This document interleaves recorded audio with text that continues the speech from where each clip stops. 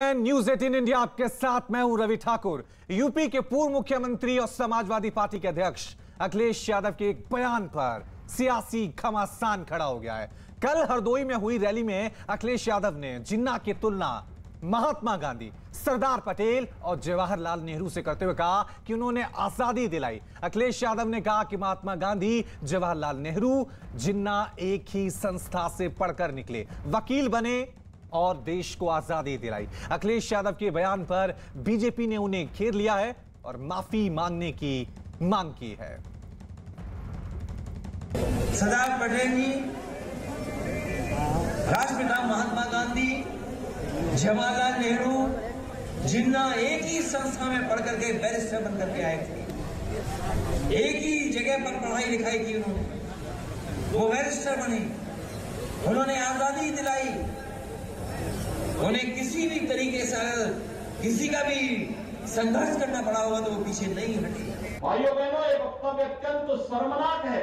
उन्होंने सरदार पटेल को जिन्ना के समकक्ष रख करके देश तोड़क जिन्ना को महिमा मंडित करने का प्रयास किया है। ये तालिबानी मानसिकता है जो हमेशा तोड़ने में विश्वास करता है।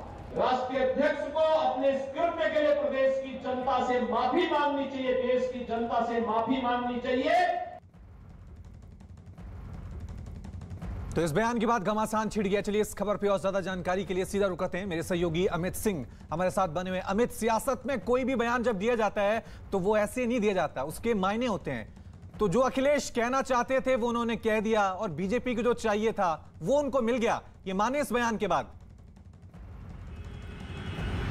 जी हाँ, बिल्कुल। अखिलेश यादव ने जो कुछ कहा वो यूं ही उन्होंने नहीं कहा, बहुत सोच समझ के उन्होंने कहा होगा। और अगर जो एक्सपर्ट्स की बात करें या पिछले विधानसभा चुनावों के रिकॉर्ड की बात करें तो हम देखेंगे कि समाजवादी पार्टी का जो वोट बैंक रहा है वो अल्पसंख्यक वोट बैंक रहा है। और कहीं ना कहीं अल्पसंख्यक वोट बैंक को देखते हुए अखिलेश यादव ने ये बयान दिया है, ऐसा एक्सपर्ट्स का मानना है। तो वहीं अगर बीजेपी को देखें तो इस तरीके की राजनीति बीजेपी को सूट करती है। और जिस तरीके से अखिलेश यादव ने बयान दिया उसको हाथों हाथ बीजेपी ने लिया और अखिलेश यादव पर और समाजवादी पार्टी पर तुरंत उन्होंने बीजेपी के जो बड़े नेता थे, चाहे वो स्वतंत्र देव सिंह हो, खुद फ्रंट फुट पर आए योगी आदित्यनाथ, उन्होंने अखिलेश यादव पर निशाना साधा और कहा कि उन्हें देश की जनता से आकर माफी मांगनी होगी। जिस तरीके से उन्होंने बयान दिया है, देश को बांटने वाले को भी बयान दिया है। और खास तौर पर यह बयान ऐसे वक्त में आया है जब सरदार पटेल की जयंती बीजेपी बहुत धूमधाम से मनाती है। ऐसे वक्त में समाजवादी पार्टी का विजय रथ लेकर हरदोई पहुंचे थे अखिलेश यादव और वहां जाकर हरदोई में उन्होंने जिन्ना की तारीफ की, जिन्ना के तारीफों की पुल बांध दी। उनका हमारे फ्रीडम फाइटर्स के बड़े जो महानायक थे उनके साथ उनकी तुलना कर दी। तो जाहिर तौर पर राजनीति होनी थी, चूंकि चंद महीने बाद ही यूपी में विधानसभा चुनाव होने हैं। और जैसे जैसे विधानसभा चुनाव नजदीक आ रहा तो इस तरीके के मुद्दे सामने आते रहेंगे। और जैसा हमने देखा कि जिन्ना का जिन एक बार फिर बोतल से निकल गया है तो इसका खामियाजा भी अखिलेश यादव को भुगतना पड़ सकता है। और कहीं ना कहीं देखिए, अखिलेश यादव ने जिन्ना को लेकर यह बयान दिया। बयान देने के बाद अखिलेश यादव का आज का बयान है कि अब वो विधानसभा चुनाव नहीं लड़ेंगे नहीं। और उसके बाद जो उनके मीडिया कोऑर्डिनेटर हैं बीजेपी के आशीष, माफी चाहता हूं, समाजवादी पार्टी के आशीष यादव, उन्होंने साफ साफ लफ्जों में एक ट्वीट किया है और कहा है कि अखिलेश यादव के विधानसभा चुनाव न लड़ने का फैसला पार्टी करेगी। तो कहीं ना कहीं अखिलेश यादव बैकफुट पर है। जिन्ना वाले बयान को लेकर क्या कुछ कहते हैं, क्या स्पष्टीकरण देते हैं? फिलहाल समाजवादी पार्टी का कोई भी नेता अखिलेश यादव के जिन्ना वाले बयान पर कुछ भी बोलने से बच रहे हैं। बिल्कुल बिल्कुल, इस बयान के मायने क्या है ये पब्लिक है, ये सब जानती है। वहीं अखिलेश यादव के जिन्ना वाले बयान पर यूपी सरकार में कानून मंत्री ब्रजेश पाठक ने उन्हें घेर लिया, तुष्टीकरण की राजनीति करने का आरोप लगाया। यूपी विधानसभा चुनाव नजदीक आते ही जिन्ना का जिन बोतल से बाहर निकल आया है। समाजवादी पार्टी के मुखिया और पूर्व मुख्यमंत्री अखिलेश यादव ने जिन्ना की तारीफ की है। सर पाठक जी, आप जिस तरीके से देख रहे हैं कि समाजवादी पार्टी के जो मुखिया हैं और पूर्व मुख्यमंत्री हैं, उन्होंने तारीफ की है, जिन्ना की तुलना कर दी है स्वतंत्रता के महानायकों से। बहुत ही दुखद है। भारत माता के प्रति जो नफरत का भाव रखते हैं जिन्ना जैसे लोग, जिन लोगों ने भारत पाकिस्तान बंटवारे में जिस ढंग से भारत माता को प्रताड़ित करने का काम किया था, उनका महिमा मंडन करना बहुत ही दुखद है। हम इसकी निंदा करते हैं और ये जरूर है कि समाजवादी पार्टी को आने वाले चुनाव में उत्तर प्रदेश लोग के लोग इसका जरूर बदला देंगे। आपको क्या लगता है कि ये तुष्टीकरण की राजनीति है, जिस तरीके से उन्होंने हरदोई में जाकर उनको लगता है कि इस प्रकार से बात करने से मुस्लिम समाज का वोट मिल जाएगा, जबकि वास्तव में जो भारत माता के प्रति समर्पित भाव रखते हैं वो लोग आज बहुत दुखी हैं और मैं इसकी निंदा करता हूं और उम्मीद करता हूं कि इसके लिए उन्हें जनता से माफी मांगनी चाहिए। तो मेरे सहयोगी अमित लगातार इस खबर पे बने हुए हैं। अमित, बीजेपी ने अब अखिलेश को घेरना शुरू कर दिया है। उन्हें जो चाहिए था वो अखिलेश ने इस बयान के जरिए दे दिया है उन्हें। जी हाँ, बिल्कुल रवि, और ये मुद्दा जो है, ये जो भाषण अखिलेश यादव ने दिया, ये यहीं खत्म नहीं होने वाला है। ये विधानसभा चुनाव तक ये जाने वाला है। हर मंच से बीजेपी के जो बड़े नेता हैं वो लोगों को ये संदेश देंगे कि जिन्ना की तारीफ उन्होंने किया, और ये जिन्ना के जो मानसिकता वाले जो लोग हैं उन्हें वोट नहीं करें, उन्हें जीतने ना दे। इस तरीके का मैसेज जो है वो बीजेपी के बड़े नेता लोगों तक पहुंचाने की कोशिश करेंगे, और बीजेपी के बड़े नेता अपने कार्यकर्ताओं से कहेंगे कि वो लोगों तक जाए और कहें कि ये जिन्ना की भाषण को लेकर क्या कुछ कह दिया अखिलेश यादव, जो कहा उनका भाषण एक एक शब्द जाके लोगों को पहुंचा। तो जाहिर तौर पे इस तरीके का जो भाषण है जो अखिलेश यादव ने दिया, और ये जो राजनीति उन्होंने करने की कोशिश की है, इसी तरीके की राजनीति जो है वो बीजेपी को शूट भी करती है। अब देखना होगा कि अखिलेश जब बीजेपी के चाहे वो बड़े नेता हों, वो योगी सरकार के मंत्री हों, खुद योगी आदित्यनाथ हों, वो सब एक तरफ से हमलावर है अखिलेश यादव पे। समाजवादी पार्टी का कोई भी नेता इस बड़े मुद्दे पर कुछ भी बोलने को तैयार नहीं है, वो सब कैमरे से बच रहे हैं। देखना होगा कि अखिलेश यादव की तरफ से क्या कोई स्पष्टीकरण इस मामले पे आता है, आता भी है तो कितना जल्दी आता है, ये देखने वाली बात होगी रवि। साफ तौर से अखिलेश यादव इस पर सफाई देते हैं। क्या कहते हैं कि गलती से जबान फिसल गई, या फिर ये कहेंगे कि मैंने जो ये बयान दिया है सोच समझ के दिया है। ये कहीं ना कहीं बयान जो है यूपी की सियासत में बड़ा भूचाल लाने वाला है। अखिलेश यादव के बयान पर बीजेपी ने उन्हें घेर लिया और बयान को सरदार वल्लभ भाई पटेल का अपमान बताते हुए माफी की मांग की है। तुष्टीकरण की जब सीमाएं पार करने का प्रयास होता है तो ये जिन्ना को याद करते हैं जो सो कॉल्ड सेकुलर होते हैं। उनकी जो 400 सीटें से 300 बन गई, 300 से अब उनको कुछ भी नहीं दिखता। जो मुंगेरी लाल के सपने थे वो खत्म होते जा रहे हैं, और इसलिए अब वो तुष्टीकरण के लिए जिन्ना को सरदार पटेल जी के साथ जोड़ते हैं, और जो कि एक राष्ट्रवादी, प्रखर राष्ट्रवादी, जो एक कहते हैं आइकॉन है भारत के। तो ये अपमान है, और इस अपमान के लिए अखिलेश यादव पूरी समाजवादी पार्टी को बहुत बड़ा नुकसान होने वाला है 2022 के चुनाव में। समाजवादी पार्टी के मुखिया अखिलेश यादव ने लौह पुरुष सरदार की तुलना जिन्ना से की है, और ये कहा है देश की आजादी में सरदार पटेल की तरह से नेहरू और जिन्ना का भी रोल था। अखिलेश यादव को पहले इतिहास पढ़ लेना चाहिए।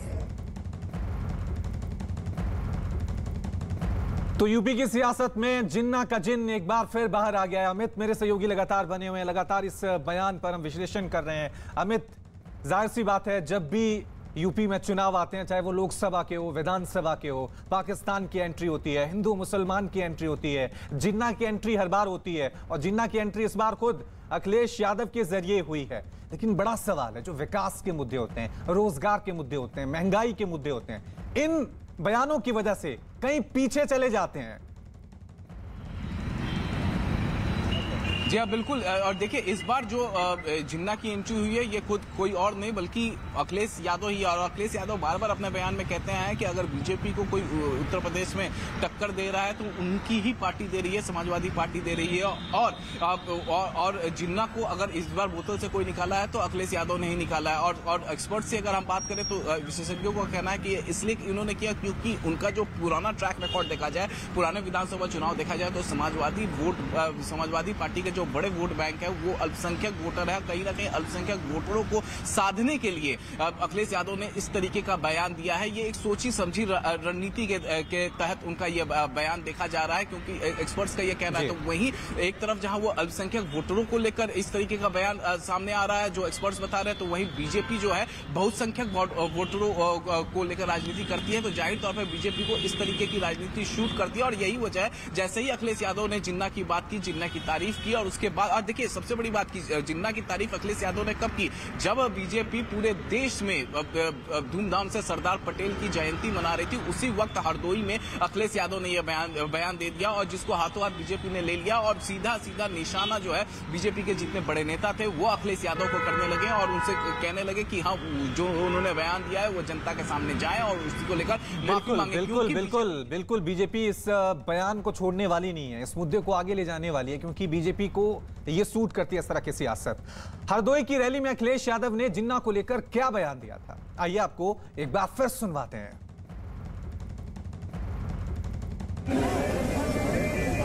राष्ट्रपिता महात्मा गांधी, जवाहरलाल नेहरू, जिन्ना एक ही संस्था में पढ़ करके बैरिस्टर बन करके आए थे, एक ही जगह पर पढ़ाई लिखाई की उन्होंने, वो बैरिस्टर बने, उन्होंने आजादी दिलाई, उन्हें किसी भी तरीके से किसी का भी संघर्ष करना पड़ा होगा तो वो पीछे नहीं हटे।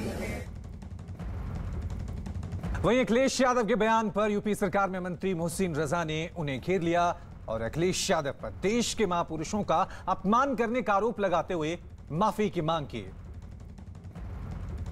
विभाजनकारी जिन्ना को सरदार पटेल जी, नेहरू जी और राष्ट्रपिता महात्मा गांधी से उन दूरदर्शिता, उनकी सूझबूझ और उन्होंने जिस तरीके से अपने इस कार्य को बड़ी सहजता के साथ संपन्न किया है, पूरा देश इसके प्रति सरदार पटेल के प्रति कृतज्ञता ज्ञापित करता है।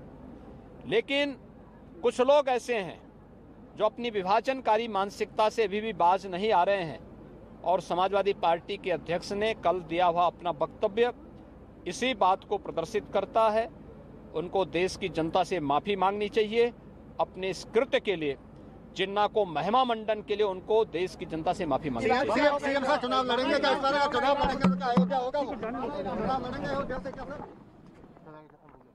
तो आप देख सकते हैं कि इस तरह से सीएम योगी आदित्यनाथ ने भी अखिलेश से माफी की मांग की है। उन्होंने कहा कि एक तरफ देश पटेल की जयंती मना रहा था, उस वक्त अखिलेश ने यह बयान देके देश के महापुरुषों का अपमान किया है, इसलिए अखिलेश यादव को इस बयान के लिए माफी मांगनी चाहिए। तो अखिलेश यादव के जिन्ना वाले बयान पर उत्तर प्रदेश में सियासत गर्मा गई है। एक तरफ अखिलेश ने जैसे ये बयान लिया, उसके बाद बीजेपी के तमाम नेताओं ने अखिलेश को घेरना शुरू कर दिया और इसी कड़ी में अब अमित योगी आदित्यनाथ का भी साफ तौर से उन्होंने भी कहा कि माफी मांगो। बीजेपी का छोटा नेता हो, बड़ा नेता हो, खुद मुख्यमंत्री योगी आदित्यनाथ, उन्हें पता है कि इस बयान के मायने क्या हैं, बीजेपी को क्या फायदा मिलेगा और अखिलेश को किस तरह से घेरना है। यह साफ तौर से अब रणनीति नजर आ रही है यूपी की सियासत में। जी हाँ, बिल्कुल अखिलेश यादव के भाषण ने अखिलेश यादव को फंसा दिया है और बीजेपी इसको हाथों हाथ ले रही है। अभी हम थोड़ी देर पहले रवि आपसे चर्चा कर रहे थे कि ये जो मामला है, ये जो भाषण है अखिलेश यादव को, उसको बीजेपी इतनी जल्दी जाने नहीं देगी, उसको भुनाएगी, उसको लोगों को बीच में लेकर जाएगी और जाहिर तौर पर ये देखा भी जा रहा है। और आज जिस तरीके से अभी योगी आदित्यनाथ उत्तर प्रदेश के मुख्यमंत्री ने जिस तरीके से कहा है कि विभाजनकारी नीति की बातें करते हैं और अखिलेश यादव को माफी मांगना चाहिए, तो जाहिर तौर पर योगी आदित्यनाथ का मैसेज पूरे सभी बीजेपी नेताओं को है, सभी कार्यकर्ताओं को कि वो जाएं, वो जनता के बीच में जाएं और अखिलेश यादव ने जो भाषण दिया है उस भाषण का स्क्रिप्ट जो है जनता के हाथों में दे कि वो कैसा नेता चाहते हैं। आने वाले जो चंद महीनों के बाद विधानसभा चुनाव है उसमें वो कैसा नेता चाहते हैं, उन्हें योगी आदित्यनाथ चाहिए या फिर अखिलेश यादव जैसे लोग जो कि विभाजन कर्ता की तारीफ करते हैं, जिस तरीके से उन्होंने जिन्ना की तारीफ की है। तो जाहिर तौर पर ये इस तरीके की राजनीति बीजेपी को शूट करती है और अखिलेश यादव ने ही भी जिन्ना का मुद्दा उठाया है और जिन्ना का मुद्दा उठाते ही उसे बीजेपी ने गेंद को अपने पाले में लेकर अब अखिलेश यादव पर लगातार हमलावर है और बीजेपी चाहती है कि इस मुद्दे पर अखिलेश यादव माफी मांगे और लगातार मांग भी की जा रही है। अब देखना होगा कि अखिलेश यादव का स्टैंड इस मुद्दे पर क्या होता है, क्योंकि एक्सपर्ट्स का साफ साफ ये कहना है कि अखिलेश यादव ने ये जो भाषण दिया है ये पूरी तरीके से स्क्रिप्ट इसकी तैयार कर ली गई थी, क्योंकि उन्होंने अपने वोटरों को ध्यान में रखते हुए, अपने वोट बैंक को ध्यान में रखते हुए, वोट बैंक को साधने के लिए इस तरीके का बयान उन्होंने हरदोई में दिया है। क्योंकि समाजवादी पार्टी का बिल्कुल ये अपने आप में बड़ा सवाल है कि ये जो बयान दिया गया है क्या ये सोच समझकर दिया गया है, क्या स्क्रिप्ट पहले से तय थी कि किन वोटरों को साधना है, कब ये बयान देना है, किस मौके पर ये बयान देना है, ये पहले से तय था। बीजेपी का रिएक्शन यथासंभव था, अखिलेश को घेरने की कोशिश की गई, लेकिन कांग्रेस के रिएक्शन किस तरह के, ये भी जानना बहुत जरूरी है। अखिलेश यादव के जिन्ना वाले बयान के बाद शुरू हुए बीजेपी के तीखे हमलों के बीच कांग्रेस भी इस मुद्दे पर कूद पड़ी है। सुरेंद्र राजपूत ने इस मामले में बीजेपी को भी घेरने की कोशिश की। कांग्रेस पार्टी आने वाले चुनाव में असलियत के मुद्दों पर चुनाव लड़ेगी, किसी जिन्ना पे और किसी सावरकर पर नहीं। भारतीय जनता पार्टी और उसके सहयोगी जो लोग भी हों, ये ध्यान रख ले, चुनाव असलियत के मुद्दे पर होंगे। श्रीमती प्रियंका गांधी जी के स्कूटी देने के मुद्दे पर होंगे। 2500 रुपए क्विंटल धान और गेहूं की फसल का मूल्य देने पर होंगे। 400 रुपए क्विंटल गन्ने का मूल्य देने की पर होंगे और 20 लाख रोजगार देने पर होंगे, किसी जिन्ना और सावरकर पर नहीं। और इस बीच जेडीयू नेता केसी त्यागी ने भी जिन्ना पर दिए अखिलेश यादव के बयान को गलत ठहराया है। जिन्ना मोहम्मद अली जिन्ना चूंकि देश विभाजन के दोषी माने जाते हैं, उनका गांधी जी और पटेल के साथ उल्लेख करना उचित नहीं। और अब अगली खबर मुंबई से। 100 करोड़ की वसूली मामले में आरोपी महाराष्ट्र के पूर्व गृह मंत्री और एनसीपी नेता अनिल देशमुख आज मुंबई में ईडी के दफ्तर पहुंचे। ईडी दफ्तर में उन्होंने अपना बयान दर्ज कराया। अनिल देशमुख को प्रवर्तन निदेशालय ने कई समन्स भेजकर पूछताछ के लिए बुलाया था। उनके खिलाफ ईडी मनी लॉन्ड्रिंग के तहत जांच चल रही है। मुंबई के पूर्व पुलिस कमिश्नर परमवीर सिंह ने देशमुख के खिलाफ गंभीर आरोप लगाए थे। उन्होंने मुख्यमंत्री को लेटर लिखकर देशमुख के खिलाफ 100 करोड़ की हफ्ता वसूली का गंभीर आरोप लगाया था, जिसके बाद अनिल देशमुख के खिलाफ सीबीआई ने मामला दर्ज किया था। हालांकि इस मामले में अनिल देशमुख ने खुद को बेदाग बताते हुए कहा था कि परमवीर सिंह को कमिश्नर की पोस्ट से हटाने के बाद उन्होंने यह आरोप क्यों लगाया। तो आप देख सकते हैं किस तरह से वसूली केस में एक के बाद एक नए मोड़ सामने आ रहे हैं। पूर्व गृह मंत्री अनिल देशमुख पेश हुए, आज सवालों के जवाब दिए, लेकिन उसके बाद उन्होंने परमवीर सिंह पर भी कई तरह के सवाल उठाए। उन्होंने कहा कि जिन्होंने आरोप लगाए थे वो कहां हैं, उनसे पूछताछ क्यों नहीं हो रही है।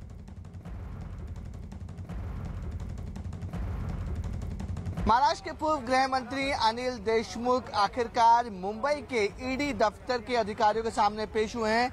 सुबह तकरीबन 11:45 पर महाराष्ट्र के पूर्व गृह मंत्री अनिल देशमुख मुंबई के ईडी ऑफिस में पेश हुए हैं अपनी लीगल टीम के साथ।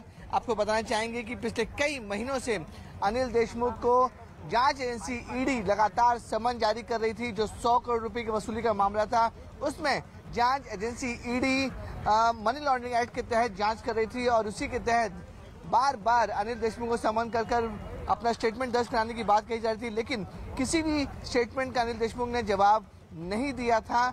और आज फाइनली वो ईडी दफ्तर के सामने पहुंचे हैं। उसके बाद से मुंबई पुलिस ने बाकायदा यहां पर पूरे एरिया को कॉर्डन ऑफ कर दिया है ताकि कोई भी एनसीपी के जो कार्यकर्ता हैं या फिर अनिल देशमुख के जो समर्थक हैं वो ईडी ऑफिस तक ना पहुंचे। इसलिए बाकायदा मुंबई पुलिस ने यहाँ पे कड़ा बंदोबस्त करके रखा हुआ है और पूरे एरिया को उन्होंने कॉर्डन ऑफ कर दिया हुआ है। एक्स्ट्रा पुलिस फोर्स मंगा ली गई है ताकि कोई लॉ एंड ऑर्डर डिस्टर्ब ना हो। आपको बताना चाहेंगे कि मुंबई पुलिस के पूर्व पुलिस कमिश्नर परमवीर सिंह ने महाराष्ट्र के पूर्व गृह मंत्री अनिल देशमुख के ऊपर 100 करोड़ रुपए का वसूली का आरोप लगाया था। उसी आरोप के तहत जब ईडी के पास मामला गया तो ईडी ने अनिल देशमुख को तकरीबन कई समन भेजे, लेकिन अनिल देशमुख ने इस समन का एक भी जवाब नहीं दिया। अनिल देशमुख ने ईडी दफ्तर आने से पहले बाकायदा अपना वीडियो ट्वीट किया है और उस वीडियो में साफ तौर पे कहा है कि वो आज मुंबई के ईडी दफ्तर पहुंच रहे हैं और उन्हें सवाल भी खड़े किए हैं कि जिस अधिकारी यानी कि परमवीर सिंह ने जो झूठे आरोप लगाए थे, उनका दावा है कि झूठे आरोप है पूरे, वो परमवीर सिंह अभी कहाँ हैं। मेरे ऊपर जो मुंबई के एक्स पुलिस कमिश्नर थे परमवीर सिंह, उन्होंने जो आरोप किए पैसों के बारे में, आज मुंबई के ex police commissioner Paramvir Singh जिनने अनिल देशमुख के ऊपर आरोप किए, वो परमवीर सिंह आज कहां है? चलिए इस खबर पे और जानकारी के लिए सीधा रुक करते हैं मेरे सहयोगी विवेक। इस केस पे लगातार निगाह बनाए हुए हैं। विवेक, पूछताछ हुई है, सवाल उठाएं कि परमबीर कहां है, क्योंकि जब ये पूरा मामला सामने आया था तो एक के बाद एक नए खुलासे सामने आ रहे थे। ऐसा लग रहा था कि मुंबई जिस तरह से वसूली चल रही है उसको लेकर कहीं गिरफ्तारियां होंगी, लेकिन उसके बाद सारा सिलसिला सब खामोश हो गया। तो आज जो पूछताछ हुई है उसमें क्या खुलासे सामने आए, और सवाल है कि परमबीर कहां है अभी। देखिए रवि, यही सब थोड़ा सवाल है कि आखिरकार आईपीएस अधिकारी परमवीर सिंह कहाँ है। लेकिन इस पूरे मामले में जो नया मोड़ कब आया, नया मोड़ तब आया कि अप्रैल के बाद जब ये पूरा मामला जांच एजेंसी ईडी के पास था, तो ईडी ने मनी लॉन्ड्रिंग एक्ट के तहत पूरी जांच का दायरा बढ़ाया और जांच शुरू की।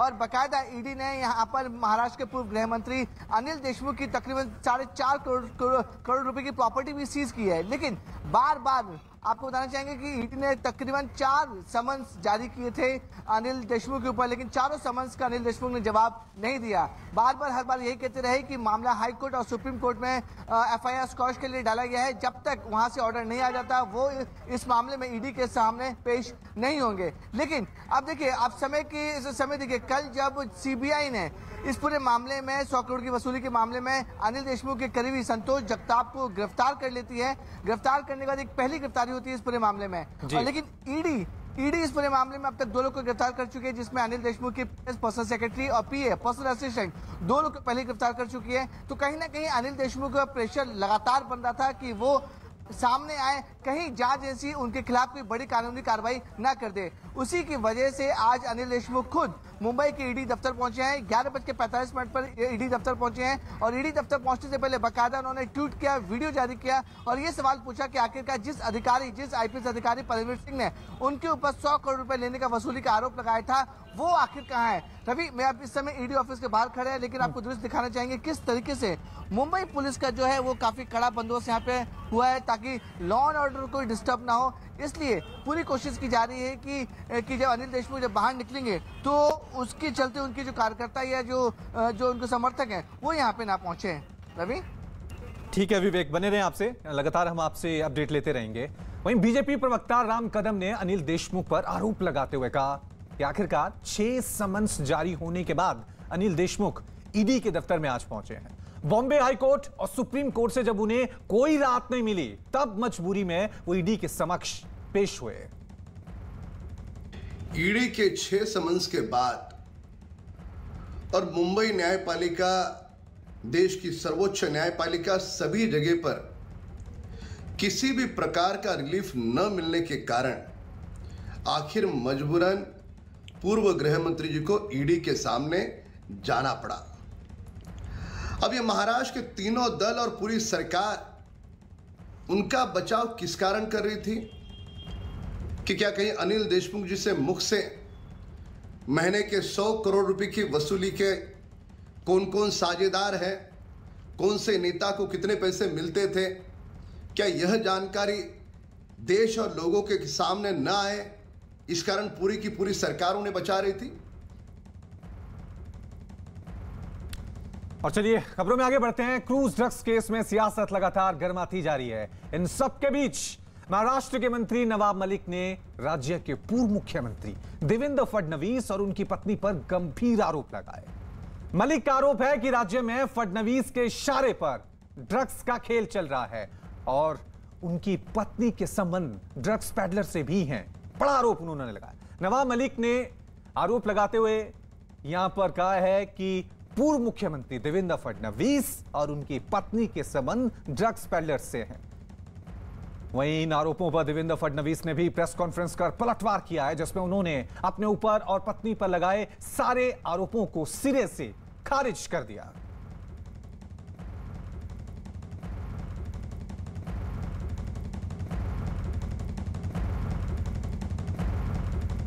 जयदीप राणा जेल में बंद है। जो दिल्ली का केस है 8/40 DZU 2020 का ड्रग ट्रैफिकिंग के केस में गिरफ्तारी हुई है, लेकिन उनके रिश्ते महाराष्ट्र के पूर्व मुख्यमंत्री श्री देवेंद्र फडणवीस जी से भी हैं। नवाब मलिक इन्होंने जो आरोप लगाए हैं, ये आरोप हास्यास्पद इस प्रकार के आरोप है। 4 साल पहले का फोटो है और इसके आधार पर वे संबंध जोड़ना चाहते। उस समय नवाब मलिक जी ने ये नहीं देखा कि उसके फोटो तो मेरे साथ भी है, लेकिन मेरे साथ के फोटो उन्होंने ट्वीट नहीं किए, क्योंकि उनको पता था कि इसकी वैल्यू कम हो जाती है, क्योंकि मेरे साथ तो किसी का भी फोटो खींचा जा सकता है। इसलिए मेरे पत्नी के साथ का फोटो जानबूझकर उन्होंने ट्वीट किया है। यही नहीं, देवेंद्र फडणवीस ने नवाब मलिक पर अंडरवर्ल्ड के साथ संबंध होने का भी आरोप लगाया। उन्होंने यह भी कहा कि दिवाली के बाद वो अंडरवर्ल्ड के साथ नवाब मलिक से इन संबंधों के सबूत भी देंगे। हिंदी में कहते हैं खिसियानी बिल्ली खंबा नोचे, इस प्रकार की अवस्था नवाब मलिक की हुई है। लेकिन मैं इतना ही कहना चाहता हूं, अब उन्होंने एक फुलझड़ी जलाई है तो बम तो फूटेगा, और दिवाली के बाद फूटेगा, और दिवाली के बाद नवाब मलिक इनके अंडरवर्ल्ड के साथ क्या संबंध है, इसके सबूत मैं आपको भी दूंगा, और राष्ट्रवादी कांग्रेस पार्टी के जो अध्यक्ष है श्री शरद पवार जी, इनको भी मैं वो सबूत दूंगा। वहीं इस मुद्दे पर शिवसेना नेता संजय राउत ने क्या कहा, इसे भी सुन लीजिए। जिस तरह से महाराष्ट्र की राजनीति चल रही है, एक दूसरे के ऊपर इस प्रकार से आरोप करना, एक दूसरे जो अपने राजनीतिक विरोधक है उनको झूठे मुकदमे में फंसाना, केंद्रीय जांच एजेंसी का मिसयूज करना, महाराष्ट्र में ये कभी इससे पहले नहीं हुआ था। ये 2 साल में चल रहा है। ये महाराष्ट्र की राजनीति की परंपरा नहीं है।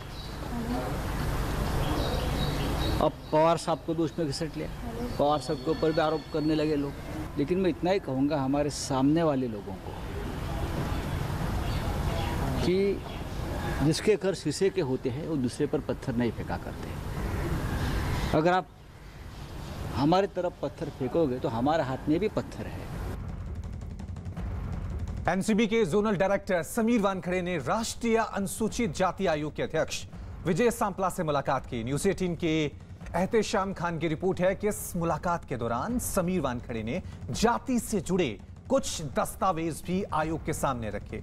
इस मामले में समीर वानखड़े ने कमीशन से शिकायत की थी, जिसके बाद उन्हें कमीशन के सामने बुलाया गया था। कुछ रोज पहले वानखड़े पर मंत्री नवाब मलिक ने उनकी जाति पर सवाल उठाए थे। आरोप यह भी लगाए थे कि वानखड़े ने फर्जी दस्तावेज की मदद से नौकरी हासिल की है। इस मामले में एक रोज पहले वानखड़े आयोग के उपाध्यक्ष अरुण हल्दर से भी उनके घर जाकर मिल चुके हैं, और आज एक बार फिर उनकी ये मुलाकात हुई है, जहां पर कहा जा रहा है कि समीर वानखड़े ने इस मुलाकात के दौरान कुछ कागजात भी पेश किए, क्योंकि समीर वानखड़े पर यहां पर काफी गंभीर आरोप लगे हैं।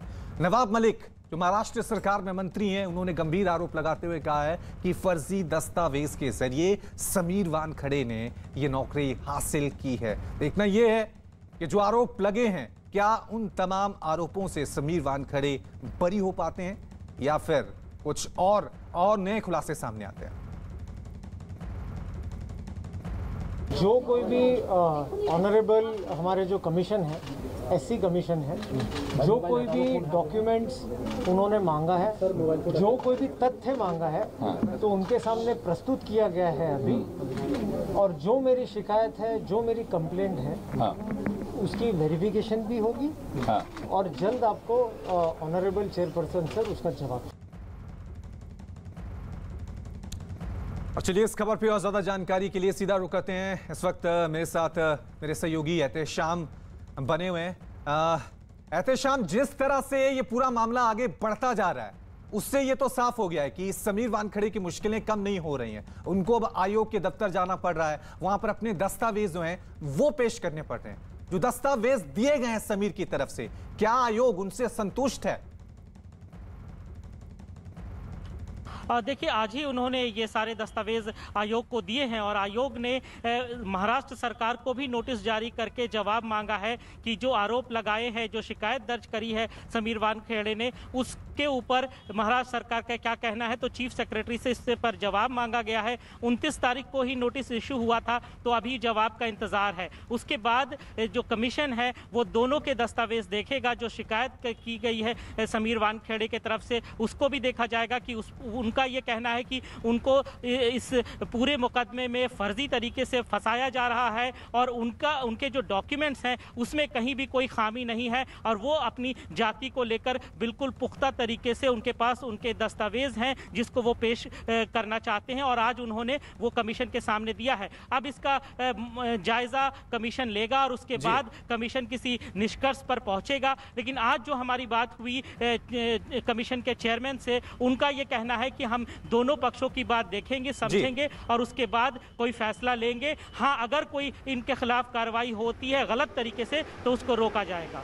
जी, वहीं इस मुलाकात के बाद विजय सांपला ने कहा कि अगर वानखेड़े के दस्तावेज सही हैं तो आयोग उनके साथ खड़ा रहेगा। हम एक्शन नहीं लेके, हम किसी को भी एक्शन करने से रोक सकते हैं। किसी को भी गलत एक्शन, किसी के ऊपर अत्याचार ना हो। कमीशन की जो परिभाषा जो काम करता है कि अगर किसी के साथ एट्रोसिटी होती है, किसी पर अत्याचार होता है, किसी से नाजायज कुछ भी होता है तो उसकी रक्षा करना कमीशन का होता है। अगर वो डॉक्यूमेंट सही आते हैं तो उसमें